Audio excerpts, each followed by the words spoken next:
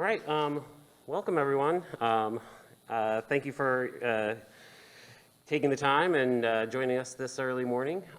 So my name is Carl Peters. I guess I should take my mask off while I do this so I'm not quite as muffled. I'm really excited to get the opportunity to introduce our speaker today. As I said, my name's Carl Peters. I'm represented from BMG Labtech. And Jeff is going to talk about the work that he's been doing over the past several years to design a system to look at GPCR interactions and the importance of those interactions in terms of finding novel drug discovery and things of that nature. But just as a way of introduction, I want to tell you a little bit about who BMG Labtech is. We have been around for about 30 years, just a little over 30 years.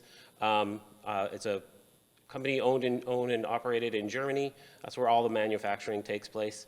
And the key is that we are a focused microplate reader company. We make microplate readers, so all of our research and ideas and energy go into developing what we believe are the best microplate readers available across all the different types of platforms. Like I said, headquarters in Germany, but we have local operations throughout the world, and then as well as a worldwide network of support. So regardless of where you are, you're going to be able to get the help that you need in a timely fashion to be able to get the work done that you want to get done. So I'm going to be talking primarily about the Ferrostar FSX, which is our flagship high-throughput screening instrument, and the one that Jeff did some work with. And the Ferrostar has a number of key features that I'm going to highlight, especially for the types of BRET assays that he's going to be discussing. The key feature is that it has the capability to perform simultaneous dual emission detection. So two different emission wavelengths can be detected simultaneously. So in the case of BRET, that of course means that you can detect both the donor and acceptor at the same time and be able to increase the speed of your read times. It also has the capability to use multiple different microplate formats, anywhere from 6 wells up to very high density 3, 4, 5, 6 well plates. Most commonly for BRET and FRET types of assays, we're going to be talking about 384 and maybe 1536 well plates. It also has the capability to do incubation and shaking. This is important for maintaining a stable environment for the plates to be in during the reading, because these are essentially an enzymatic assay for the bioluminescence part of things. Having that stable temperature is actually quite useful. It is built. The Ferrostar is a line of readers that has been around for quite a while, and the FSX is the most recent iteration of that. And the key concept for how we approached the optics in the Ferrostar is using what we call optic modules, and a mock-up of that is shown here. And the idea for the optic modules are assay specific, so everything that you need for any one type of assay is all there. The modules themselves are easy to install, and they're barcoded so that they can be quickly identified so that you can find out what is available for your particular reader at any given time. So shown here is, of course, also the simultaneous dual emission, but also the fact that we have 2 sets of matched PMTs, and that's quite important that these are truly matched so that we have equal signaling or equal detection capability in both channels. Also, the same module can be used either in top or bottom reading, and that's easily switched with just a software control. So, regardless of the approach that you are using, you're going to easily be able to implement that with the Ferrostar. There's a number of capabilities that allow you to optimize performance. And shown here is the ability to perform a Z-height, focal height adjustment. And this is an adjustment that is done pre-read so that you are able to read at a focal height that is optimal to get the best signal. And this really helps to improve your signal to blank or signal to noise from well to well. And this, as shown here, the resolution is at 0.1 millimeter, and so it really is a fine tuning of the measurement prior to read. There's a number of features that help with automation. So it does have a stacker option. So if you're reading multiple plates, this is a step in the right direction. This is going to allow you to have continuous reading of multiple different plates, so be able to screen larger libraries. It is also can be equipped with up to 3 integrated barcode readers. So regardless of which side your barcode is placed on, you can have it identified quickly, and that will be stored in the software and tagged along with the actual assay results. And since we are just a microplate reader company, or only a microplate reader company, we don't have any preference to what robotic integration, and we've worked with all the partners that are out there. So it's really up to you which robot that you want to work with, if that is going to be the choice that you need to make. So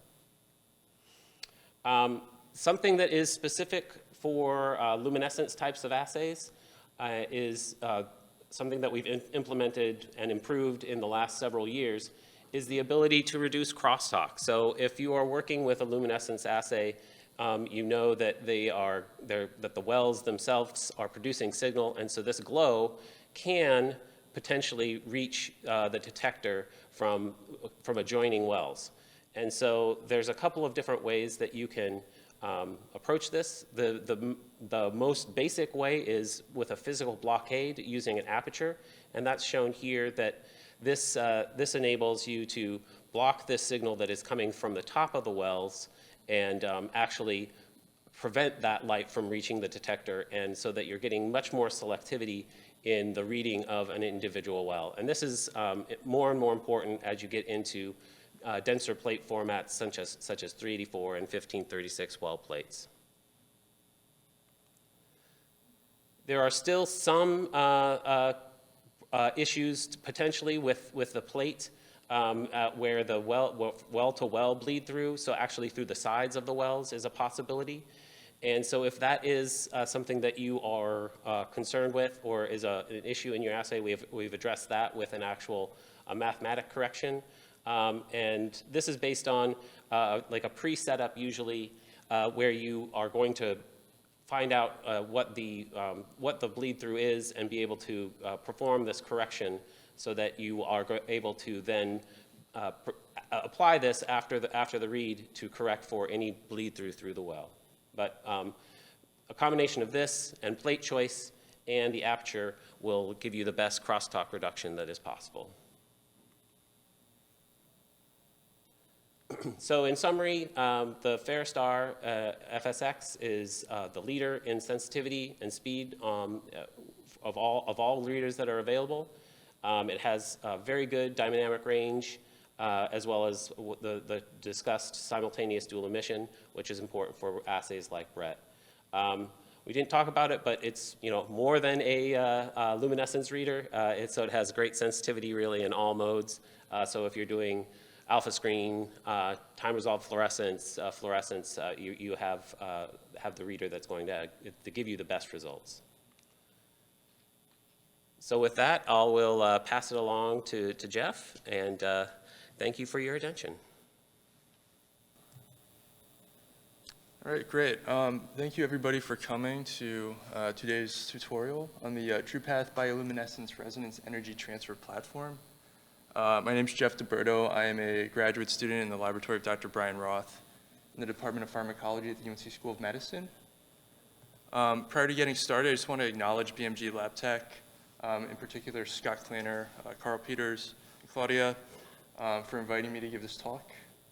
I also just want to disclose that I, along with my PI, Brian Roth, and 3 former members of the Roth Lab, Justin English, Reed Olson, and Ryan Strachan, are all listed as co-inventors on a TRUPATH patent filed by UNC. And also, I just want to give an obligatory acknowledgement that many of the figures made in this presentation were made using BioRender. So my tutorial has 3 parts. The first of these is just an overview of G-protein-coupled receptors, or GPCRs, sort of a brief introduction to their structure and function, their signaling, and their importance as drug targets, with some emphasis on a paradigm known as biased agonism. Next, I'm going to discuss the TRUPATH platform itself, giving some background on some of the predecessor assays that inspired its development, providing some information on its design, optimization, and validation, and then just giving a very basic stripped-down experimental protocol and data analysis pipeline. And last, I just want to close with an application of TRUPATH on a project I was involved in studying the serotonin 5-HT2A receptor. And then after that, I'm happy to take questions and to provide any answers that I'm able to. So GPCRs make up a superfamily consisting of more than 800 members. About 150 of these are considered orphans, meaning we lack information about their endogenous ligands, their signaling partners, and consequently their physiological effects. Structurally, these are integral membrane proteins that contain an extracellular N-terminus, a short intracellular alpha helix followed by a C-terminus, and these components flank a 7 transmembrane spanning domain linked by intracellular and extracellular helices. So over the past decade and a half, due to advances in molecular and structural biology techniques, there have been a number of structures obtained of receptors both on their own as well as in complex with their effectors. These include G proteins, arrestins, and kinases. And the importance of GPCRs to biology really can't be readily overstated. These modulate or regulate essentially all physiological processes, and they do this by responding to a wide variety of stimuli. These include endogenous ligands such as lipids, peptides, proteins, and small molecules like neurotransmitters such as dopamine, epinephrine, and serotonin. And they also, respond to a number of exogenous ligands in the environment. These include photon involved in light sensation, as well as small molecules such as those that we kind of classify as odorants and tastants. And as I'll get to again in a few slides, these are the most highly targeted receptor family by U.S. Food and Drug Administration approved drugs. So as their namesake would suggest, GPCRs couple to and signal through heterotrimeric G proteins. These are composed of alpha, beta, and gamma subunits. The G alpha subunit is composed of 2 domains, a GTPase or RAS-like domain, and an alpha helical domain. And in between these domains, guanine nucleotides, specifically guanosine diphosphate and guanosine triphosphate bind. And these complex with the G-beta gamma obligate dimer, making extensive contacts with the G-beta subunit, which has a beta propeller structure. So the activation cycle of GPCRs through G proteins begins with an active receptor, either bound by an agonist or through constitutive activity, binding to a GDP-bound heterotrimeric G protein. This leads to conformational changes within the G protein and a transient nucleotide-free state, at which time GDP is exchanged for GTP. GTP-bound heterotrimers then undergo conformational changes, leading to their dissociation to their alpha and beta gamma components, enabling them to interact with downstream effectors such as enzymes, ion channels, and kinases. And this cycle was typically ended by the binding of the G-alpha subunit by GTPase activating proteins, or GAPs, which include the regulator of G protein signaling proteins. And following hydrolysis of GTP to GDP, the alpha subunit can then reassociate with its beta-gamma subunits, and the cycle can begin again. So the complexity of G proteins signaling is evident by the fact that there are at least 16 G-alpha proteins belonging to 4 different families. These are classified not only by their structural or sequence homology, but also by their canonical effectors. So upon activation, those of the G12, G13 family will activate rho GAPs. Those of the GI and GS families will inhibit or stimulate adenylyl cyclases respectively, and those of the GQ11 family will activate phospholipase C. And it's worth noting that many, if not all, GPCRs interact with multiple proteins, G proteins belonging both to the same as well as different families, which has come to be known as pleiotropic signaling. And to add to this complexity, there are 4 primary G beta subunits and 12 gamma subunits, which are able to interact with a variety of diverse effectors. And given the many potential G alpha beta gamma combinations, signaling outcomes downstream of a receptor, even through closely related G proteins, can be quite variable. Additionally, G protein coupled receptors are able to recruit beta arrestins. So following their activation, they can be phosphorylated by members of various kinase families on their C termini as well as their intracellular loops. And outside of the retina, this leads to the recruitment of non-visual arrestins, beta arrestin 1 and beta arrestin 2. And these have various roles in GPCR signaling. One is that they can act to desensitize the receptors by sterically inhibiting further G protein association. They can act as adapters for clathrin-coated machinery, leading to internalization and either degradation or recycling of the receptors. And they can also act as scaffold for effectors that lead to G protein independent signaling. And so, as I mentioned, GPCRs are extremely important in medicine, making up the largest family of US FDA approved drug targets, an estimated 20 to 30%. And the activities that they exhibit at these receptors are quite variable. So you have orthosteric ligands that bind to the endogenous binding pocket. These can act as agonists, either full or partial agonists. They can inhibit by competing with the endogenous agonist and act as neutral antagonists. And for receptors displaying basal activity, they can also act as inverse agonists, essentially shutting down that constitutive activity. There's also a number of allosteric ligands that are now being brought to clinic. And these can work both as agonists and antagonists, sort of in a traditional sense.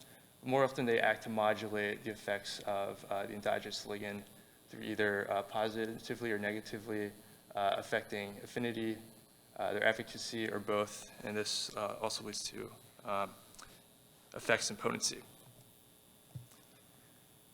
And a lot of the times in the past, the focus of this activity has been sort of focused on G protein signaling, and what has emerged more recently over the past couple of decades has been this concept of biased agonism.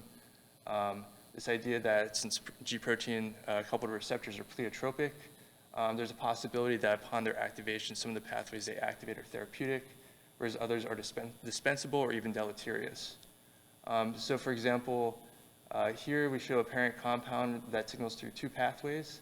On the left, this is a balanced agonist, meaning it signals essentially the same through both pathways. And then analogs of these create bias, either in efficacy, where one pathway is more efficacious than the other, or potency, or where one pathway is more potent than the other. And this could be, again, advantageous for therapeutic effects if one of these pathways leads to side effects. Although I'm not going to get into it here, this is a quantifiable measure. And if it's something you're interested in, I'd highly recommend looking into the work of Dr. Terry Kanakin, something of an adjunct professor or member of my lab. But what I do want to point out is that most efforts in biased agonism have looked at discriminating receptor signaling between G proteins and beta arrestins, and less so at the fact that there might be a way to bias between G proteins both belonging to the same different families. And so a lot of the measurements made for GPCRs have relied upon these conventional functional assays that look at second messenger transcriptional readouts. And these are often very distal to the actual activation of the receptor. This can lead to convolutions in the pharmacological parameters, either through signal amplification, and it can also make them difficult to compare because they're read out at different scales and sometimes on different time scales. Additionally, a lot of these are not very well resolved. So even though they are meant to look at the signaling effects that are sort of canonical to a lot of the G protein families, they're unable to distinguish between these family members, which, as I mentioned, may actually have some distinct signaling outcomes. Additionally, GPCR signaling, especially further away from the receptor, tends to become very convoluted, and there can be signal crosstalk, so it can be hard to attribute the signal you're seeing to specific G proteins. And so in our lab, knowing these shortcomings, we sought to develop a platform that could more accurately quantitate GPCR pharmacology, specifically looking at intrinsic efficacy of ligands, as well as be able to resolve specific GPCR transducer interactions, with the hope that this may further our understanding of GPCR biology, as well as further drug development and discovery efforts. And so in this, we made the TRUPATH platform. So this is a bioluminescence resonance energy transfer 2, or BRET 2 based platform. Just as a brief overview, we have raneloluciferase, or RLUC8, which is our donor molecule fused to the G-alpha subunit, and GFP2, which is our acceptor molecule fused to the G-gamma subunit. And again, this measures heterotrimeric G protein dissociation. So this is the most proximal signaling event downstream of receptor activation. And in the inactive state, when the heterotrimer is dissociated, a high BRET is produced, whereas in the active state, upon dissociation, a lower BRET is produced. And this is applicative to drug screening, quantitative pharmacology, and as I'll get into a little bit later, structural function studies via mutagenesis of receptors and their effector targets. So the inspiration for TRUPATH came really from two primary papers. The first of these was a Ferrostar resonance energy transfer, or FRET based assay, in which CFP was fused to the alpha helical domain of the G-alpha subunit, and YAP was fused to the beta subunit. Following this, another group led by, I forget her first name, Agales, and her colleagues adapted this to the BRET 2 format, with the advantage of having less background and no photo bleaching due to the laser excitation required for FRET. And they made a suite of 12 heterotrimeric G protein biosensors, but they used the same RLUC8 position for all of them. And although the basis of this is very elegant, this copy-paste method in our hands showed to be not really optical for dynamic range. So in some cases, we had very little changes in BRET following receptor activation. In some cases, we really had none at all. And so we sought in developing TRUPATH to both improve and expand upon this existing BRET-based toolkit. So as I alluded to earlier, so RLUC8 serves as the donor in our BRET system. It oxidizes its substrate colantrazine, which emits a photon of blue light. And this photon, in turn, excites a suitable molecule, the acceptor, in our case GFP2, which emits a second photon of light of a different wavelength. So the efficiency of BRET is determined is shown by this equation here, with two main parameters that determine the efficiency. One is the distance, R, and the other is an orientation factor relating to the dipole-dipole coupling of the acceptor and donor molecules.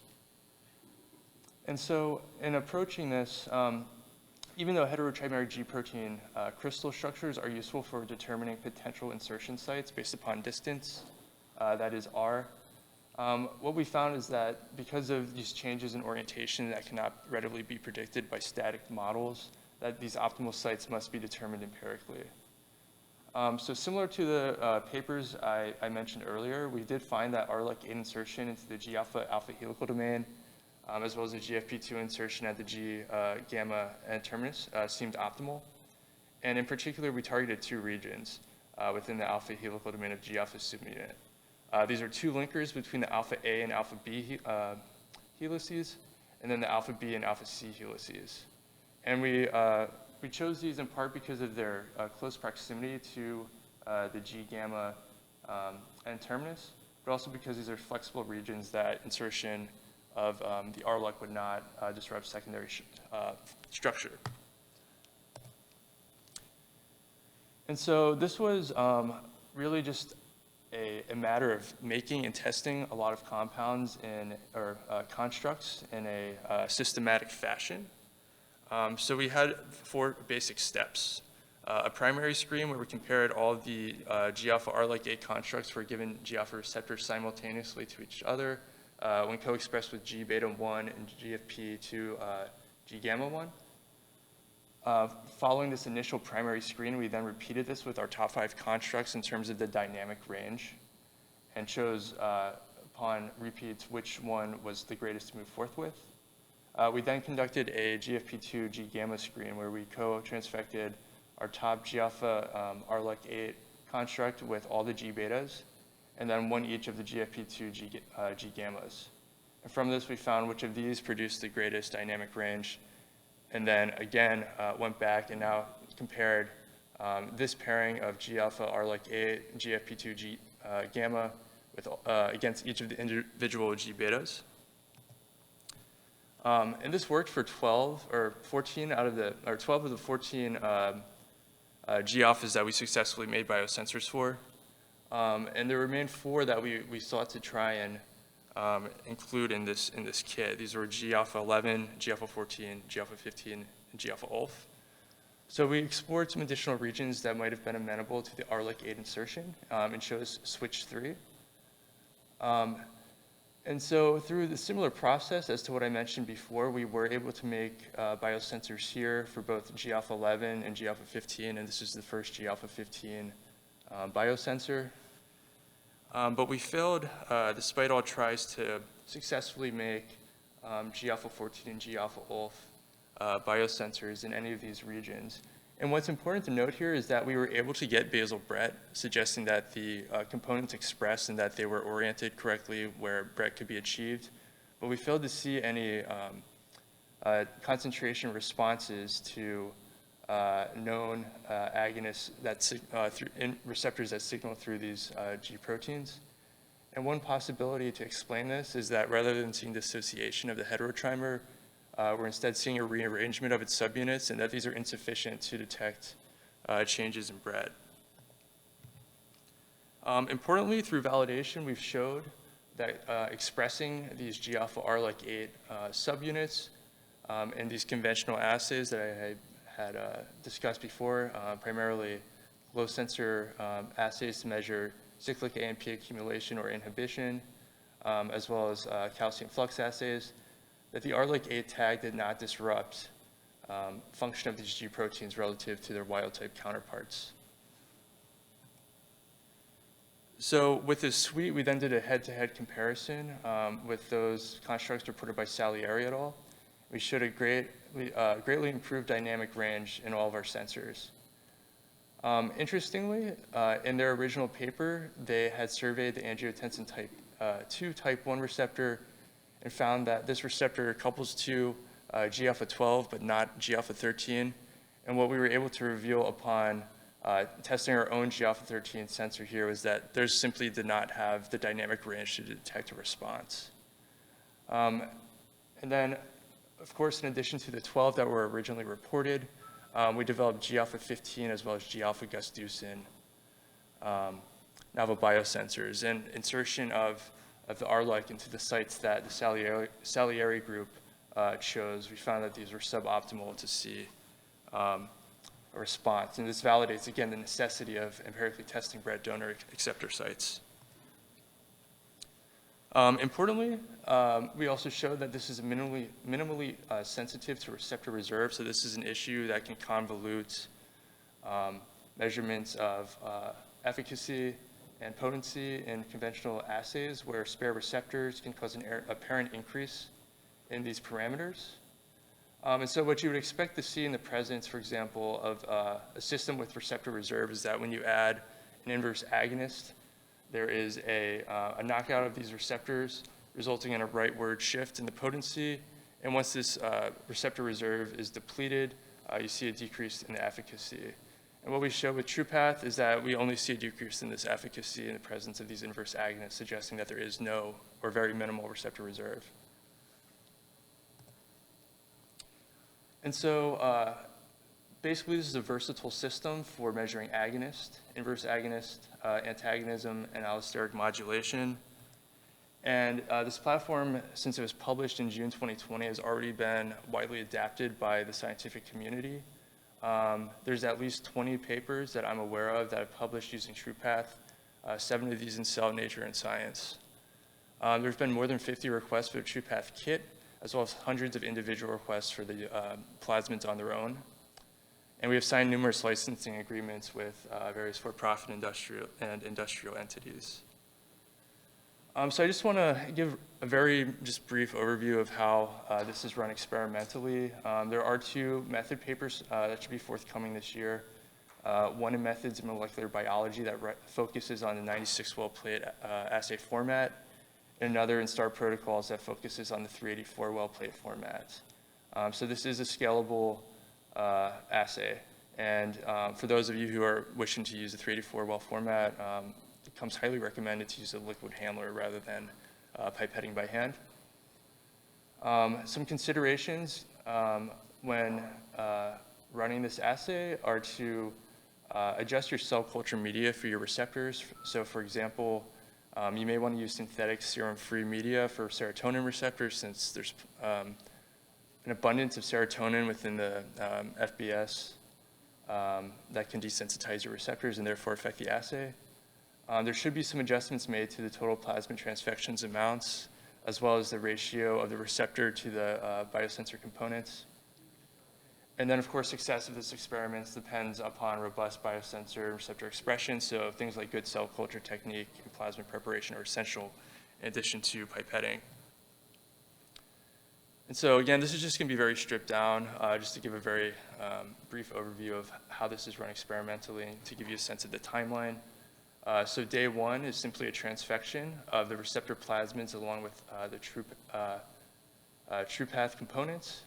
And these can be transfected into a vessel of desired size. These can be 6-well plates, 10-centimeter plates, 15-centimeter plates, according to your need. And just for the most robust expression, we do recommend using Transit 2020 as their transfection reagent, but we've also used PEI as well as others and have had success with adjustments to the amount of DNA transfected. So day 2 is simply a collection of these cells and their resuspension and plating into, again, well plates of either 96 or 384 wells of your choice. And these should be adjusted to proper cell densities, which again are described in the methods papers I alluded to. Following transfection and before running the assay itself, I highly recommend using a fluorescent microscope to detect the GFP2 expression.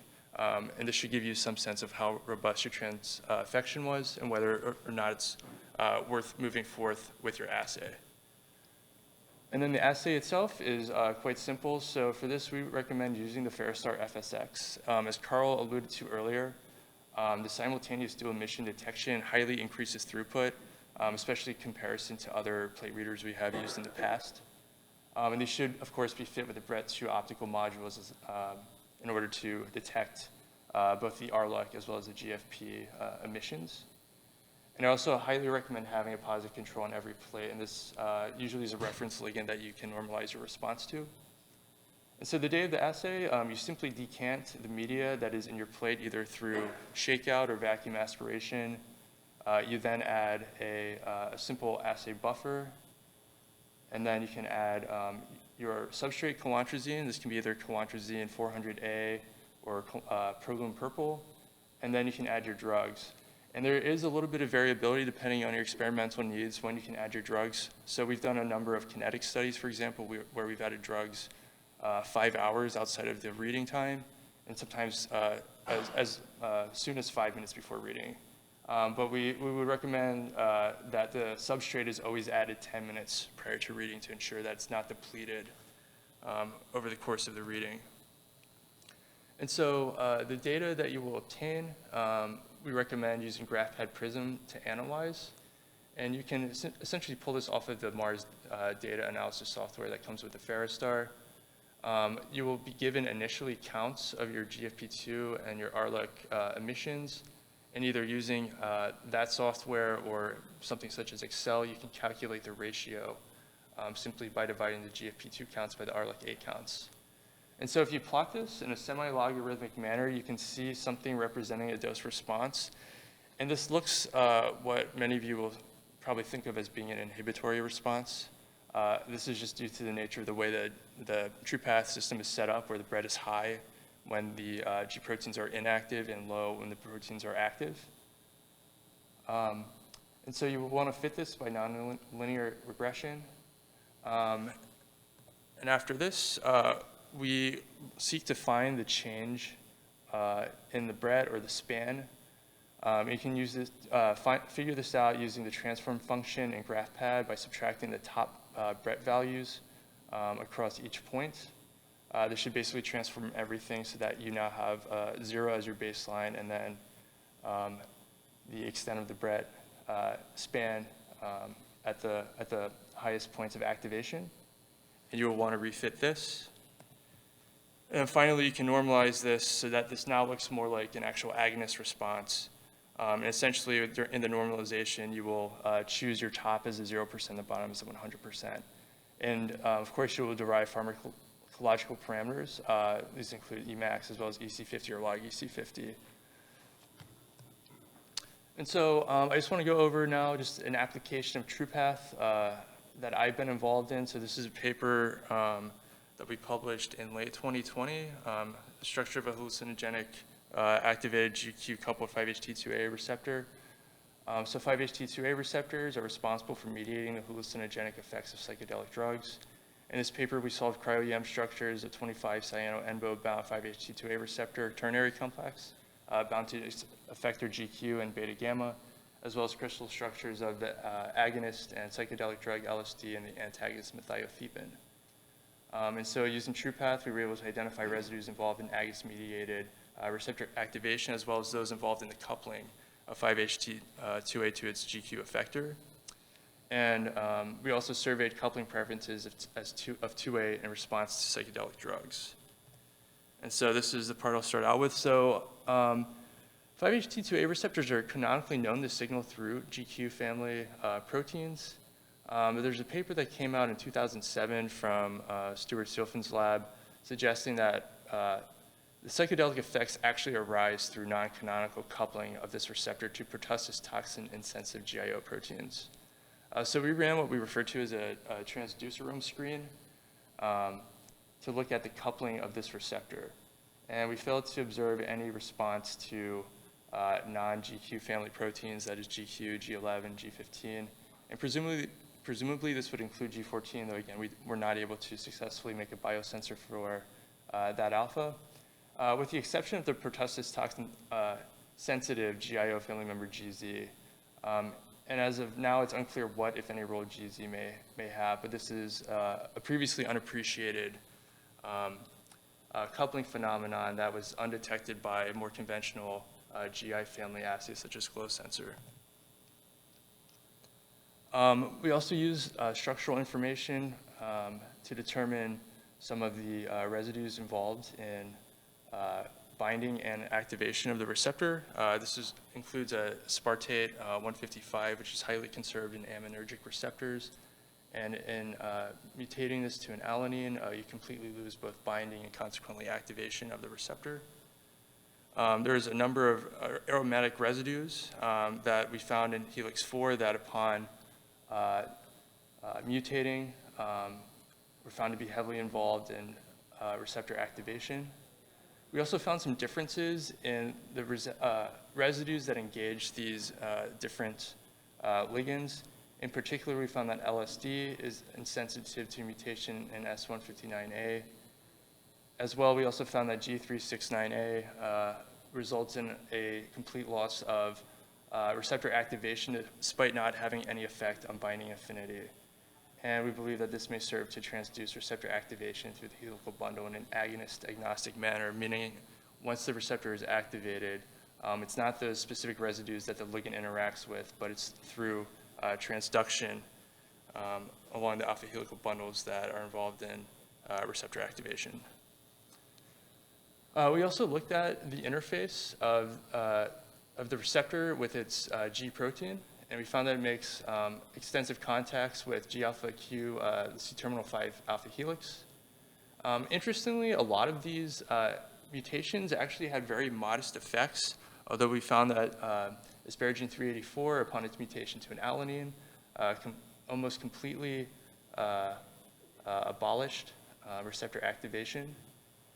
And on the converse side, we found that even fewer G-alpha-Q mutations really had an effect, although this Q237A and L245A completely abolished coupling of this G protein to its receptor. One of the more important findings from this interface study was that intracellular loop 2 residue isoleucine 181 is absolutely essential for 5-HT2AR coupling.